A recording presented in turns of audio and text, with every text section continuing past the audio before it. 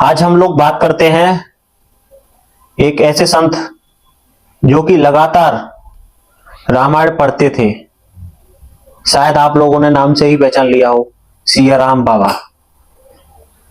सियाराम बाबा के बारे में लोगों के द्वारा प्रचलित कथाएं हैं कि बाबा ने 15 साल तक एक पैर पे खड़े होके तपस्या की थी।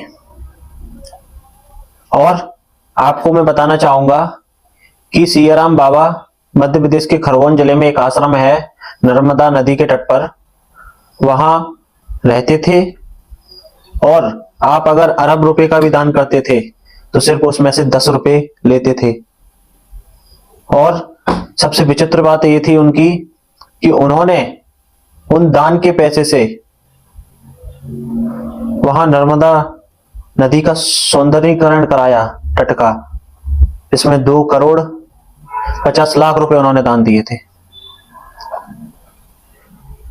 अलग अलग क्षेत्र में अलग अलग प्रचलित है कि वह 130 साल के हैं, कोई कहता है कि 120 साल के हैं। सियाराम बाबा ने कभी अपने मुख से यह नहीं कहा कि मैं इतनी साल का हूं, इसलिए यह जानकारी बिल्कुल पूरी तरीके से स्पष्ट नहीं हो पाई।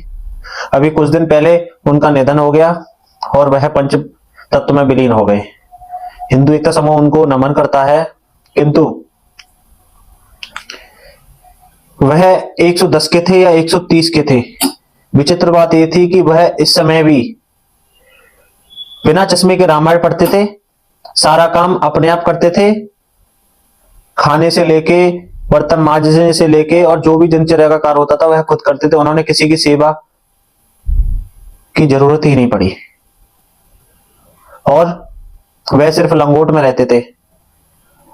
उन्होंने सर्दी के मौसम में तो अपने शरीर को ढाल लिया, गर्मी के मौसम में तो उन्होंने अपने शरीर को ढाल लिया, बरसात के मौसम में तो उन्होंने अपने शरीर को ढाल लिया। उन्होंने सिर्फ एक लंगोट के सिवा कुछ किसी चीज का प्रयोग नहीं किया।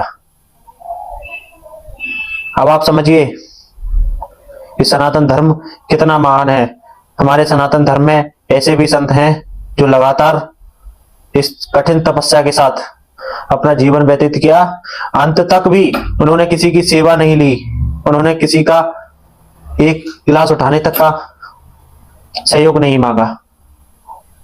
सनातन ऐसे संतों की वजह से टिका हुआ है। सनातन अजर और अमर है, किंतु फिर भी हम और आपको ग्राउंड स्तर पर सनातन को मजबूत करना होगा, ज्यादा से ज्यादा बच्चे पैदा करने होंगे और हम सबको आगे की तैयारी रखनी होगी। जय श्री राम, हर हर महादेव।